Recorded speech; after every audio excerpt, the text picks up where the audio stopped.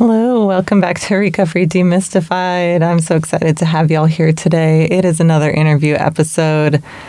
I've been dragging people down to my new favorite place, the Fayetteville Public Library podcast booth. It's like a warm, dark womb in here. I'm moving in. I love it. Also, it's free, so if you're local, anyone can come down here and record a podcast. And it's really pretty easy to figure out. It's not super technical. Anyway, I've known Sara for a really long time. We met working together at our Sega's The Depot in like 2017 or something. And I, like most of my friends, I've heard, bits and pieces of the addiction story, but never like all the gory details.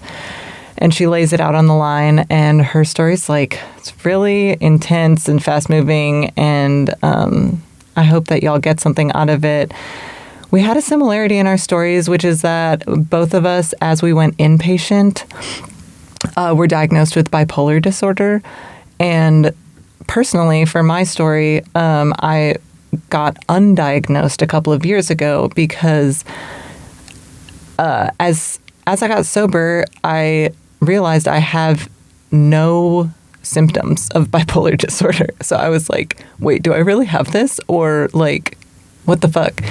So I got undiagnosed. And as I was getting undiagnosed, my clinician informed me that, so psychiatrists and psychologists have this Bible of disorders, and it's called the DSM, and the newest edition is the DSM-5.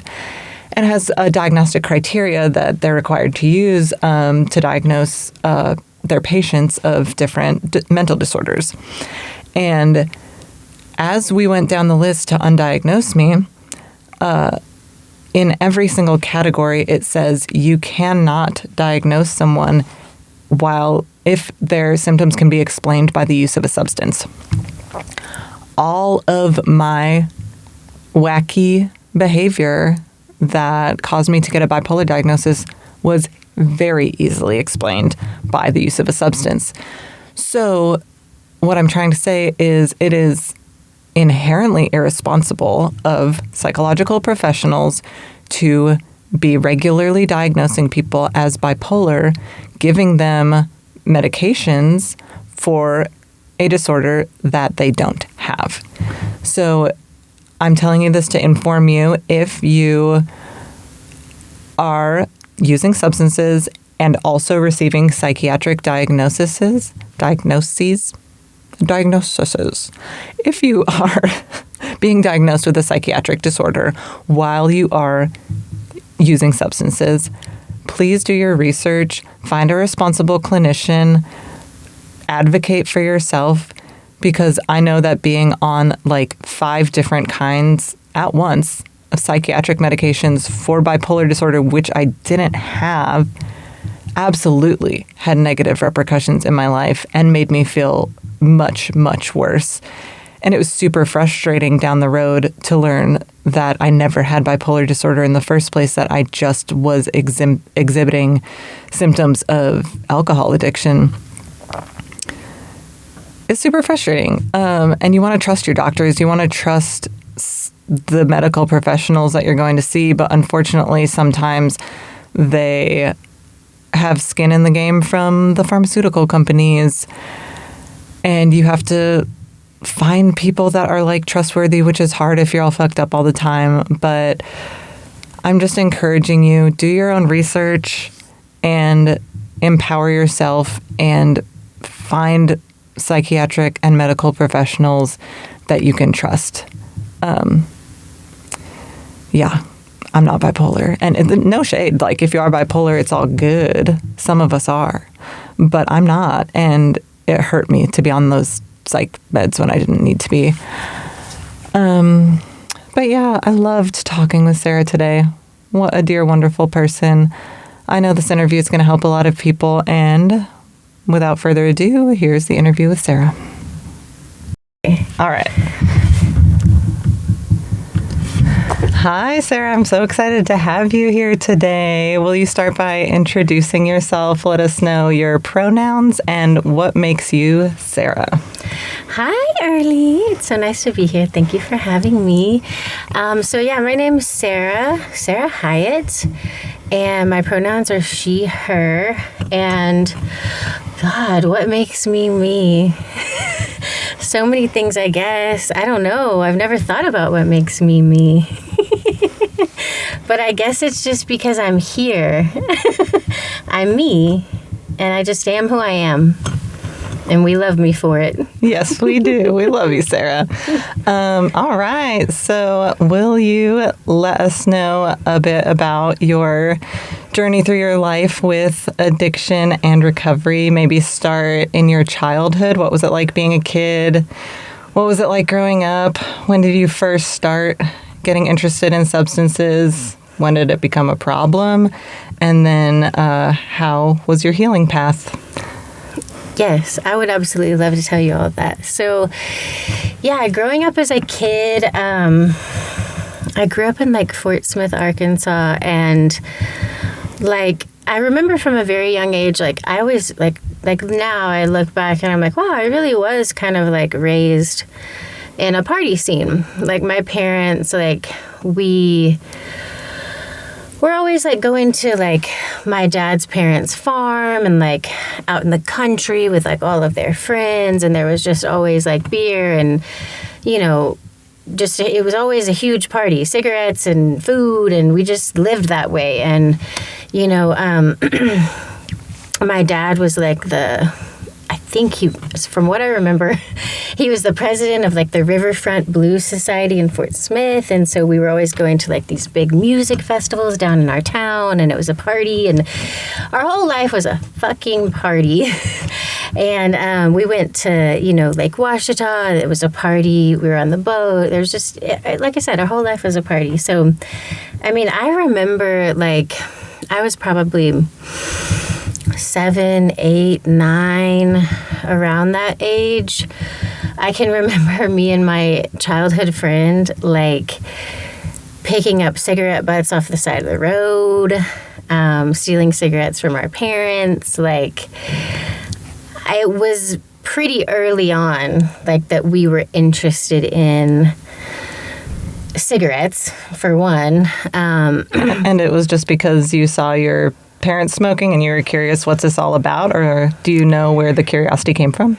I've thought about that, you know, and like in my mind, it's like, oh, did I start picking cigarette butts off the side of the road because my dad smoked cigarettes, or was I just born this way?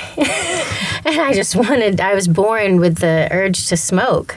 I don't know, you know, and we would get dropped off at the mall and we would pick cigarette butts off the front ashtrays and stuff. And pretty soon thereafter, like I became intertwined with, this was probably closer to like 12 and 13.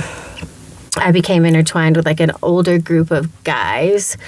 They were like originally friends with my sister, but I was also like anyone that was friends with my sister, I was also going to be like with them. Like I just followed my sister wherever she went, you know. You really look up to her? I do. I've always like just been Kat's little sister, you know, and I was just with her. Like she allowed me to follow her around our whole life. Yeah. And I do look up to my sister so much.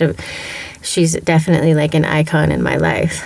Now, when y'all were kids and there was all that partying going on, did it feel safe? Did it feel scary? Like, how did it feel being a kid around a party scene? It did not feel scary at all. No, it felt like home, you know, because that's all that we knew.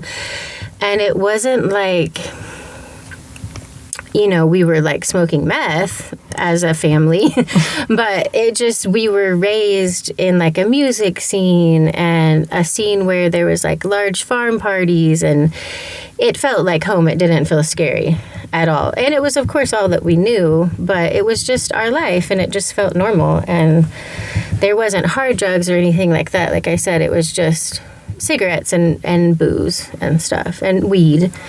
But so it didn't feel scary at all. So as I was saying, like, I got intertwined with this group of guys, and I remember, like, they would buy us cigarettes, buy us alcohol, and we became very, very close. Like, they were our best friends. Like, I grew up with these people my entire life. And, it soon morphed into all of us experimenting with drugs pretty heavily. So, And what age was this, did you say? I would say, like, this all began around, like, 12 or probably 13, 12 to 13, I would say, And how old was your sister? It was, like, 14 at the time. Y'all are pretty close in age. We're, like, 19 months apart. So as my memory serves me, like, we were doing, like, lots of smoking cigarettes, lots of drinking booze, lots of weed, and then it started to morph into, like, hard drugs.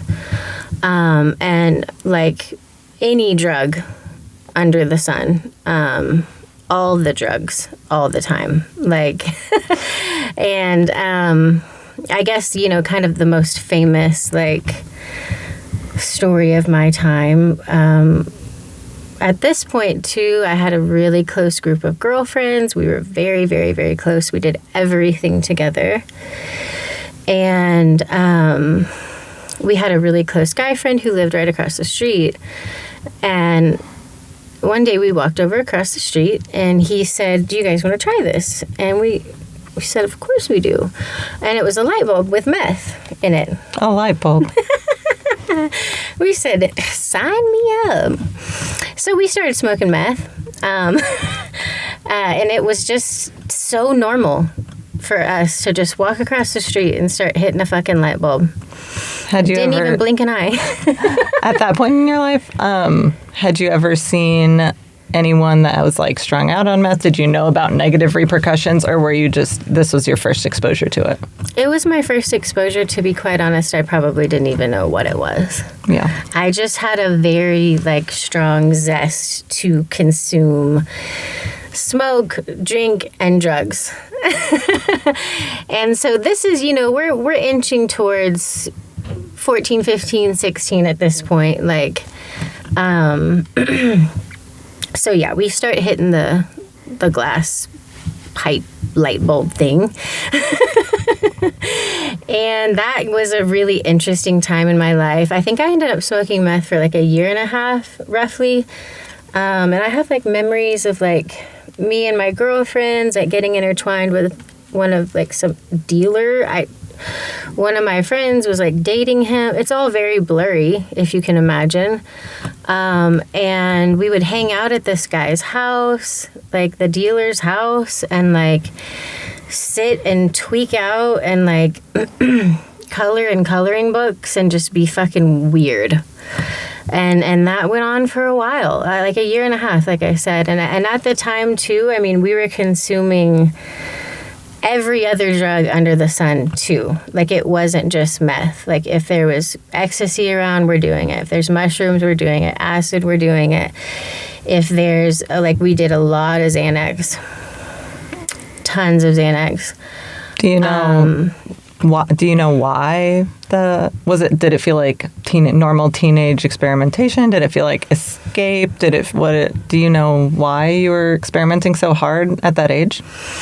I don't. I've thought about it, and at times in my life when people have asked me that question, I would answer it by saying, "Oh, well, I think I just fell into that group," right? Like I said, I met the older guys, and they started influencing me, and they weren't, I mean, I was, like, open arms, ready. Like, it wasn't like they were shoving it down my throat or anything. I don't know how it happened.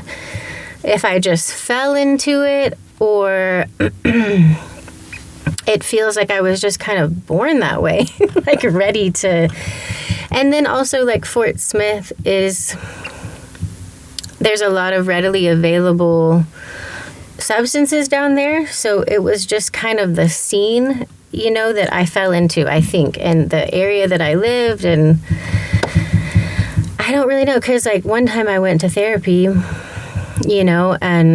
my therapist was like, well, what was your childhood like? And like when I think about my childhood, I just think so many wonderful things about it. I feel like I had the best life. And I don't think that I was necessarily trying to escape anything, and maybe that's something that I need to look further at, because like later down the road, I think I was 18, my dad ended up committing suicide. So I'm like, okay, obviously things weren't great, what was really going on? I have a lot of therapy I still probably need to do around all of this. But to me, my life was great. And I just really enjoyed experimenting with drugs and alcohol, Yeah, that can be absolutely a normal part of growing up. Like, it doesn't always have to be about tragedy. Like, maybe you get further into therapy and you get down to some middle layer of the onion and you're like, oh shit, no kidding. That would probably, that makes it all add up. It makes it all make sense. But like, it's also a completely valid story that you just like were experimenting with drugs and partying and that it was fun at the time. Like, yes. If that's also completely valid, Yeah. Thank you for saying that. Yeah. Because like, yeah, maybe sometimes there doesn't have to be a reason why it just happened, Yeah, culturally, like, people get fucked up. Like, it doesn't always have to be because you're burying something tragic. Right, I agree. I've always said that, like, we live on planet Earth, and within that planet, this planet, exists substances that can fuck us up. And my God, I think most of us end up trying it at some point. Yeah, I believe so. Because it exists here, So from all of that partying, the year and a half of meth use and everything, did you start to experience any negative repercussions at any point? Yeah, when did you decide did something awful happen? Did you have rock bottom? Anything like that? Yeah, so definitely things started happening. At this point, we're obviously pretty deep into like usage and stuff. And I remember my sister said something to me one day, like, you look really, really, really bad. And I also remember I was like super in love with my high school boyfriend. And I remember I was trying to like hang out with him, and I was like so tired from like doing meth and then staying up all the time and then obviously not sleeping. And I was trying to hang out with Boo, and I was just like falling asleep in his car, like falling asleep. And it just kind of hit me. I was like, this is not good. Like, I don't want to do this anymore. And I miraculously just quit smoking meth. Like, I just stopped. But the drug usage didn't stop completely. So I did get off meth, but I was using cocaine pretty regularly, I'm sure. Like all throughout, like at this point, I'm like about to graduate high school. And very much still doing everything that I already said. Any drug that was available, except for meth, at this point, I would consume. So, yeah, I end up graduating high school. Nothing short of a miracle there. And I had planned to move to Fayetteville to go to college. And unfortunately started dating a really awful like drug dealer guy, and we would do like lines of coke like mixed with oxy. So I started doing Oxycontin once I moved up here. Luckily it didn't work out super well because it made me super sick. So that wasn't a super long-standing thing. But yeah, we would fucking mix it with coke. Like, that's so dangerous. And then I started dating another drug dealer guy and was with him for like 5 or 6 years, I think. And it was a really scary, like, toxic situation. And my family hated him. Sorry. Were you seeking out drug dealers, or did it just happen that way? Unfortunately for me, it just happened. Because there was drugs, right? I don't know how I became intertwined with all the dealers, but I did. Like, there was, Well, I guess they're selling to you, and that's how you meet them, but... Right, yeah. We just became all booed up, so... Lucky for me, free drugs. But, yeah, so at this point, I'm dating another person who's a drug dealer. It was like a long-standing relationship. I think I started dating him when I was 18. And it was over by, like, 22, so however long that is. But at this point, still using hard drugs and alcohol, toxic relationship, everything's bad. What's bad? Like, the relationship was really scary. My family hated him. I was very isolated, like, with him. He was pretty mean, and so it was a dark fucking time. And I was partying really hardcore. My dad had just died. Like, I was the type of drunk person and fucked up person that... Well, there's a lot of things that happen, but I would always, like, go to bars and just, like, take my shirt off. and the other fun thing that would happen is I would always, like, piss the bed every single night. It's unpleasant. It was a bad time. That's unpleasant. It was all bad, everything. So this is this when you would say it really, really started to turn around this time when you were dating this particular drug dealer? This is when, like, it went from... In high school, the majority of it was fun, and now the majority of it is bad? I would say so, yeah. Absolutely, yes. So, yes, and I finally left him. I woke up one morning, and things were really bad, like, between us already. Like, I was trying to get out of that relationship in my heart. I wanted to, but I kept staying and everything, but... I woke up one morning and he and several other people were just, like, smoking Oxycontins off of foil in the living room. Mm-hmm. And I was like, I think I need to get the fuck out of here. And he had, like, pushed me down the stairs some night before, or some time within conjunction of this event. And I was just like, I have to fucking leave. So I ran away. Somehow I ran out. He didn't know that I left or something. Maybe he wasn't home. Went away. We had a studio space, like, right up the road from our house that I, like, taught yoga out of and stuff. And I started, like, hiding out in the studio. I wouldn't talk to my family. I wouldn't leave the studio. It was probably, like, a week that I was just, like, holed up in here, like, what the fuck? Because at this point, like, based upon everything that I've told you, this all started when I was 12 or 13. I'm 22. And I'm just coming down, man. What were you going to say? Was this your first attempt at quitting? Well, yes. Other than the meth. Yeah. Well, you'll see what's about to happen. I wasn't quitting yet. So I was still using, like, booze at this point. It was probably weed, booze. I don't know what all I had at the studio at this point. But I eventually got really scared and called a really good friend. And I was like, hey, I need you to come pick me up. He comes and picks me up, takes me to his friend's house and, like, drops me off and is like, here you go. Here's Sarah. Figure it out. And I had never met this person before, I don't think. But I guess my friend didn't really want to deal with me, so he, like, took me to another friend that he thought could help me. And I met this guy that I was now being put into his care. And we just, like, looked at each other and fell in love. And I remember, like, things got pretty bad. Like, I was still drinking a lot at this point. And there was one day he kicked me out of the house. We dated for, like, a year and a half.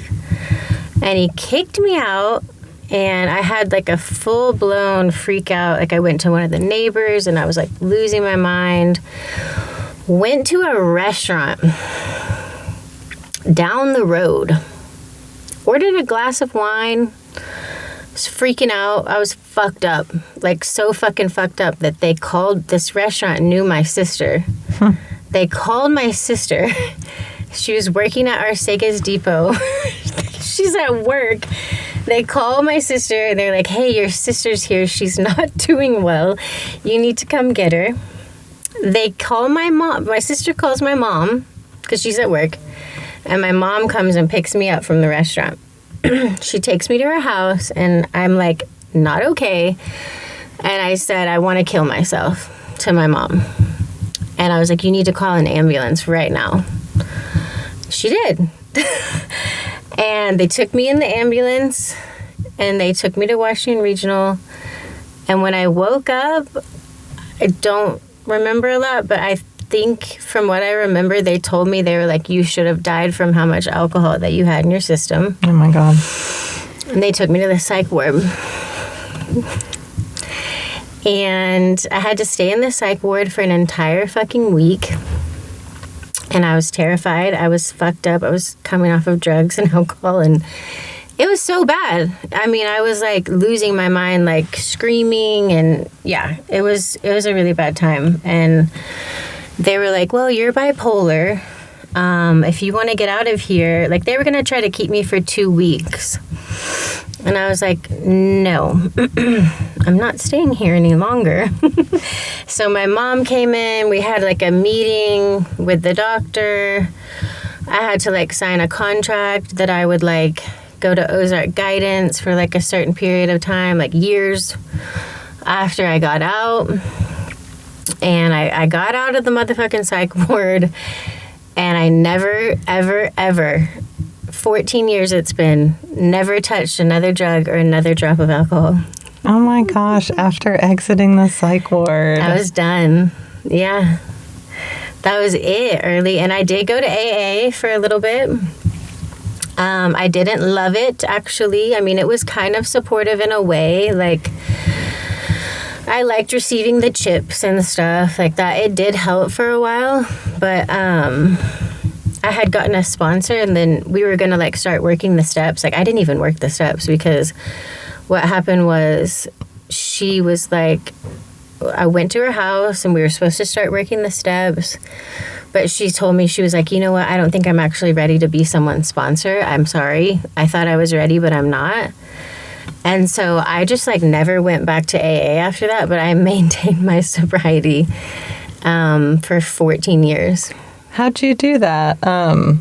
Was when you would get a craving in early sobriety, what would you do? How did you feel? Like, how did you overcome it? What skills did you have? Good question. It was so long ago. Like when I did this, I was 22 when I got sober. So I remember, like I would always, if I was going to go somewhere like to a party or something, I would always bring kombucha with me. I just always had like my own drinks. But it wasn't easy. And I would say that it's probably still not easy for me. Like it feels like, and especially in the early days, I think it felt, and many times throughout the 14 years, it's felt very unfair. That, like, I'm the only one that can't enjoy a glass of red wine because I fucking love red wine. That shit is my favorite thing in the world. And I would love to be, like, I just would love to have a glass of wine with my friends or some Prosecco or whatever. But I had this very strong conviction that, like, it was just over for me. Like, all of that shit was over for me. I remember when I got out of the psych ward, like, I could still smell and taste the whiskey that I had drank. And I was so repulsed by that taste and that smell that I just was like done. I was just like, fuck it. Like, no, that's disgusting. I just had this like thing that I just was just like, you know, the question was like, how did I maintain the sobriety? What were the tools? But it was like, it was more of just like a conviction of like I would use the mantra, like, what was the mantra? I'm trying something new. That's what I would say. I'd be like, oh, I already did that. I already did that. You have all the data. I have everything that I need to know about all of that. I'm trying something new because my mom had gotten sober at some point. I think I was like 8 or something. And I just kind of felt this like moral responsibility to like carry that on. I don't know. Like I just couldn't continue on being this like irresponsible person anymore. Like that was just fucked up, taking my shirt off at the bar and pissing the bed every night, you know? Yes. So, I don't know. I don't know if that answers the question, but it was just a conviction and the kombucha helped. No, it totally does. It sounds to me like you experienced something I've heard called as spontaneous sobriety, which basically is like a person who, instead of having this like large orchestrated concerted effort over time of like confronting their cravings and making all of these intentional changes, like oftentimes, and this is a story that goes untold, so I'm so glad I have you here today. Oftentimes people have a moment where all of a sudden something inside of them changes and it's over. And it's called spontaneous sobriety. And oftentimes those people's stories don't get told because they just move on with their life. Right. They just start doing something different. Right. But it's more common than you think. And it's freaking awesome because it means you didn't have to go through all of the like awful guilt and shame of like flip-flopping and going back on promises to yourself. Like something mystical inside of you set you free, and that's fucking cool. It is fucking cool. And it's weird because, and I feel like I've seen that pattern within myself sometimes in other aspects of my life where it's like, I don't know, sometimes it's like it's like a mystical movement where you're just like, I don't know, man. Like, I just can't keep doing this, like, seemingly irresponsible thing. I'm fucking moving on, right? And then you just do it. I don't know. It's weird. It's like, I don't want to be that irresponsible person. It's embarrassing. Yeah, and it's not to, like, take away your accountability or your agency in the process. Like, it sounds like you also did have healthy coping skills that you employed, like your mantra, your ability to reflect on how shitty it was, you're bringing kombucha to the party. Like you obviously were engaged in your own process. But it's just really cool that it was a one and done type of scenario. So for sure. As time went on, how did your social life change? You said you did some therapy? Like, are you peeling back the layers of the onion? Or are you just rolling with things that life hands to you? Like, how do you cope, and what has changed in the past 14 years since you've got out of the psych ward? Yeah. So many things. I mean, something that's coming up for me right now, I don't know if this will directly answer the question, but I'll try to get to that question if this doesn't. Is like, I think like somebody asked me, they were like, how did you maintain your sobriety this long or whatever? And I was like, oh shit, I have to think about that. Like, how did I do that? And I started thinking about it, and I realized I think one thing that's happened over the 14 years is I've learned to regulate my nervous system on my own. Like, I've gotten to know myself outside of like drugs and alcohol via like, what makes me feel good? What's the next thing that I want to do that feels comforting and like home and like, you know, something that is good for me. Like, I don't know. It's just kind of morphed into this whole journey of like, what makes me feel good and who do I want to be and what do I want to do and like, how do I want to be happy today or at least fucking try, you know? And can you give a couple examples of things that you learned, help you feel good when you need to regulate your nervous system, or perhaps like smaller signals you're receiving that let you know it's time to use one of these things that helps you? Yeah. I mean, I think the first thing that came up for me is I do like dance a lot in my house. Like, I feel like that's a really good release. I do go to the gym, which helps a lot. Like, honestly, just drinking fucking water. Like, if I don't have my, like, hydration levels at a certain point, like, I need that hydration to feel, like, at home. I was just speaking with a friend, sharing a mantra that I love to use, which is nutrients are the way home, which is like, you know, food. Eating healthy food, as healthy as possible, and making sure that I'm eating 3 times a day, because that actually is like a huge thing for me. Like, I get very moody and like destabilized, whatever that is. And I think, like, allowing myself, you said something about, like, social life earlier, like, how has that changed? Like, I think, like, over time, like, allowing myself to find people in my life, like, that, like, connection with community, you know, like, I think I can very much isolate myself. But over the years, I've kind of, like, found people that I'm like, oh, cool, like, I feel safe with you. Like, I like spending time with you. Like, I feel comforted and at home by your presence. Like, I think that's a really big one, which it takes time. Like, there's periods in my life where I really felt like I didn't have friends. And then I, like, kind of basically started fucking praying for friends. I was like, I gotta fix this. Like, I feel like I've been isolating myself for so long. Like, I've been through so much. Like, I need someone to hug me. Yes. Yeah. You know? We need other people. We do. It's part of regulating our nervous systems, is part of healing. Yeah. So we're not meant to be alone. Yeah. Yeah. Just having people that you love. And yeah, I don't know if I answered any of your questions, but I feel like I tried. No, you definitely did. And it's like, so I totally want to reiterate, this was a huge discovery for me too when I started to like build my sobriety toolkit, was like doing normal ass human things has a immense effect on our mood and our stress levels and our health. Like, hello, sleeping at night. Hello, drinking water. Hello, eating food. Like, I wasn't doing enough of that personally when I was in my addiction. Like, my sleep was garbage. I drank beer, not water.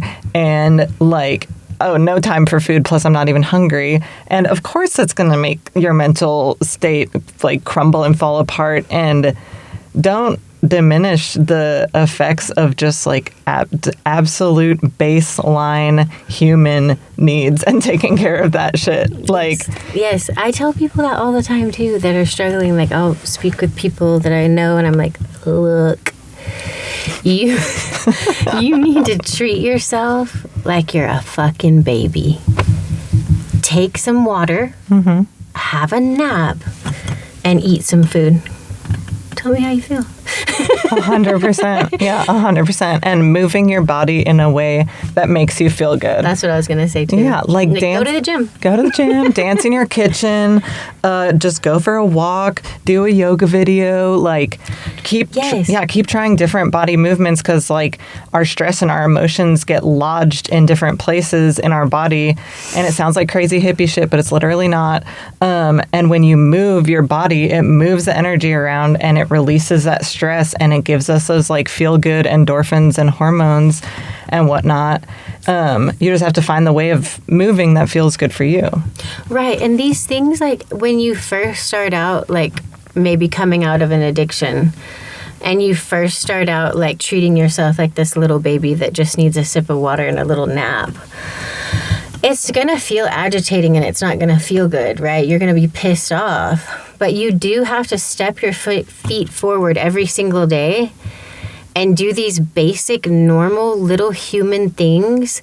And before you know it, you might find something that makes you feel happy or joyful or a little at home within yourself. But you might be pissed at first. 100%. You know? Yeah, 100%. I'm also curious, I know there's like a lot of folks out there, you're a parent, Yes. and there's a lot of folks out there that definitely are like in mommy wine culture, or they think like, oh, parenting is so stressful, so like the only thing we can do to deal with our stress is have a drink.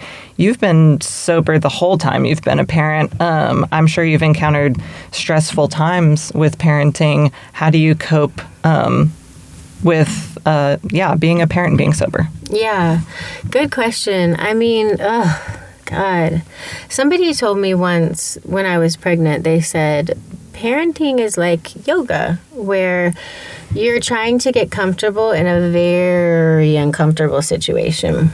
And it be like that, and it's hard. And the coping skills and how I get through it as a sober person, I mean, in a lot of ways, pure grit and determination. But also it's like you have to take breaks. Like I remember when my son was first coming into the world and young baby, you know, I would like take him to my sisters and just be like, I gotta go for a second, you know, or have my mom come over and help me, or, you know, tell baby daddy, like, I gotta go. Like, I remember advocating for myself and just being like, look, I'm going to pole dancing classes 2 nights a week. Figure it out. You know, so, yeah. I mean, I think there was a time during my parenting journey where I did try to start smoking weed again because I was so stressed. And I was losing it. Didn't go so well. I didn't really enjoy using cannabis again. I remember I was losing it so fucking bad. At one point, I started taking copious amounts of CBD just to be try to calm down a little bit. I mean, I do use herbal medicines. Like, I have valerian root and California poppy in my bag right now, along with kava tincture. So I have started using kava within the last couple of years, which was an interesting journey and has been, because being that I was sober from drugs and alcohol for 14 years, like stepping back into like a place where it's like a bar and like I'm having a drink, and, you know, it's like kava that's not psychoactive, but it gives you a little head change. You feel a little something from it. You know, it was like, whoa, this is like the first thing that I've allowed myself to fucking have. Like, I've been raw dogging life for fucking 14 years, dude. 14 years!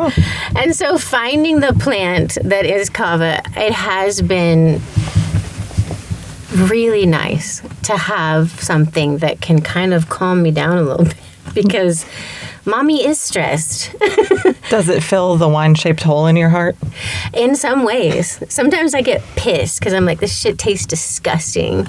And like, why am I the only one that can't just have I mean, still to this day, 14 years later, why am I the only one that can't have a glass of red wine, but I have to sit here and drink this kava that tastes like an asshole?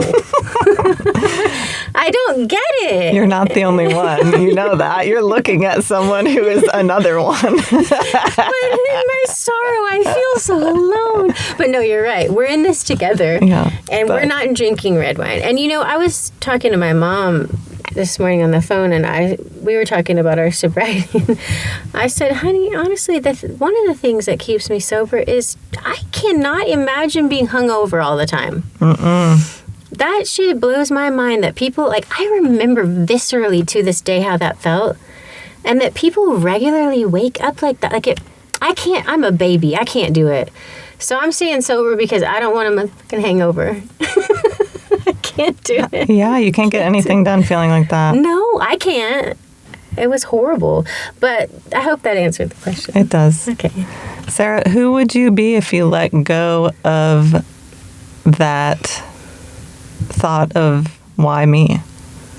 Oh, God. Who would I be? I don't know. I have to think about it. That's okay. Like, who would I be if I let go of the thought of why me? Well, I would be me. I would just still be me.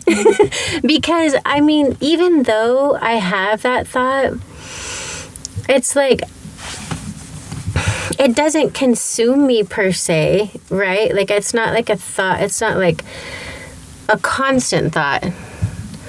It's just kind of like, there sometimes. But I'll think about it early. You think it's holding me back? You seem fine, but I'm just interested. Yeah, I should look at that. Thank you for asking me that, because I've never thought of that. I forget where I was telling someone about this teaching the other day. I think it comes from Buddhism, but I'm totally not positive.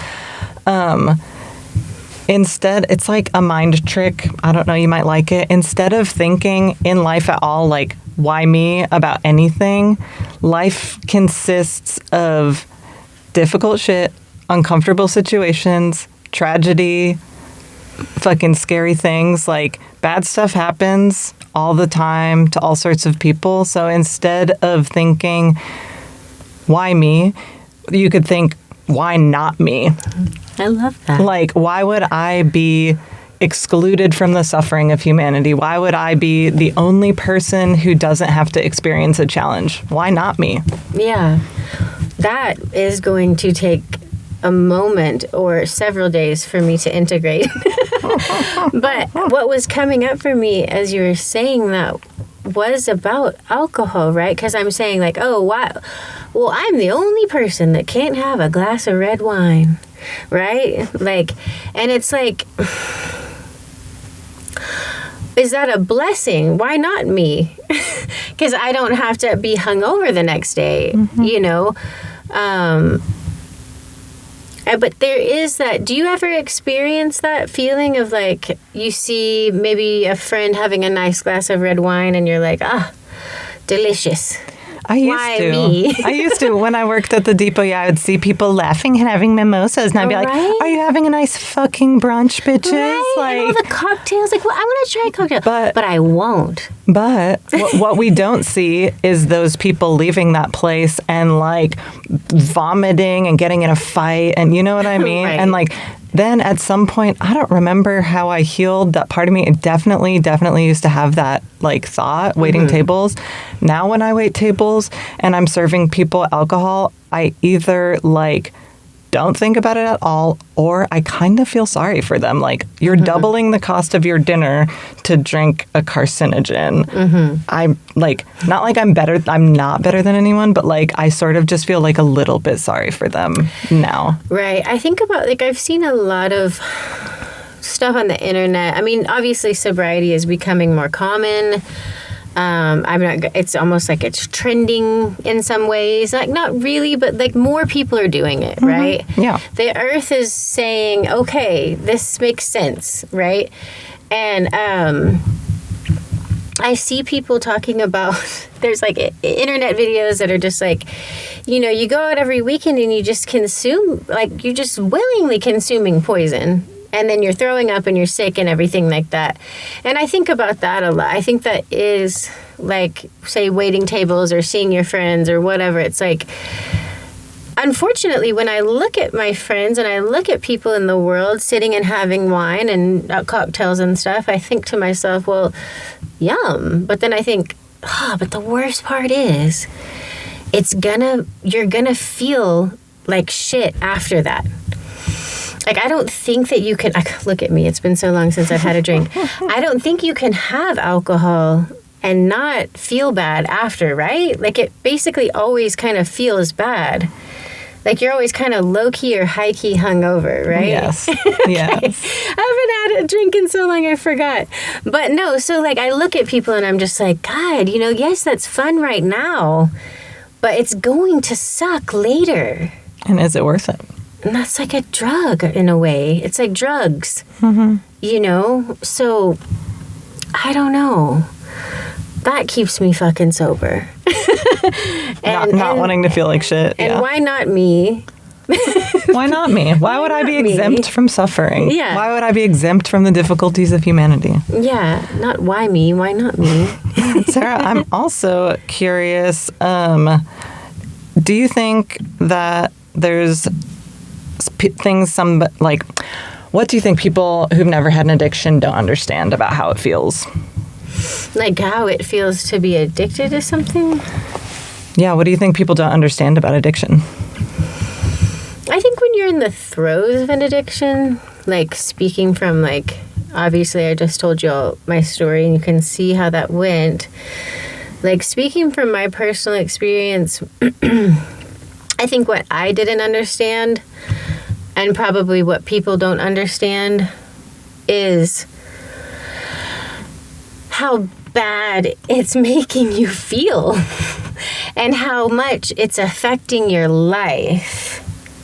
Because when you're immersed within a substance abuse situation, you can't see outside of that, right? Like, you're just doing it. You're snorting the lines, you're smoking the fucking meth, you're drinking the whiskey, and that's just your normal, and that's just who you are, and that's just what you're doing. And, like, no one can really tell you, like, shit about it. It's just your life, and you just live that way. And that's what they say, is most people have to have some kind of rock bottom, right, in order to be woken up.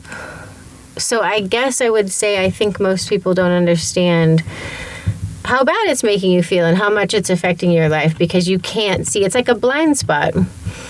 You can't see the reality of the situation because you're just immersed in a different, basically altered state of mind. And if someone's stuck in that place in their life right now, what would you tell them? I would encourage them to just try something different. I'm trying something different. Trying something different. Maybe just take a baby step and see, you know, so cliche, but obviously in like the world of addiction, we talk about how for this hour, I'm not going to have a beer or take a shot or hit the meth pipe. You know, and so maybe just try a little baby step. If you want to try something different, if you feel like you're feeling like shit, if you're not happy with where you are, you could try a little something baby step different. All right. Well, we're getting near the end of our time. Is there anything else that was just burning a hole in your brain that you wanted to tell the people, or any last words of advice? No, but thank you so much for having me. Thank you for joining us. All right, one more time with the mantra. I'm trying something different. I'm trying something different. Thanks, Sara. Thank you. Recovery Demystified is produced and edited by me, Early Brunner. Stevie Pettit made our logo. Our social media manager is Kaylee Bausch. Logan Bragg wrote our beautiful theme music. And we are entirely supported by donations as a 501c3 nonprofit. Your tax-deductible donations can be made to our Venmo at Recovery Demystified or to our PayPal, info@recoverydemystified.com. Thanks for listening.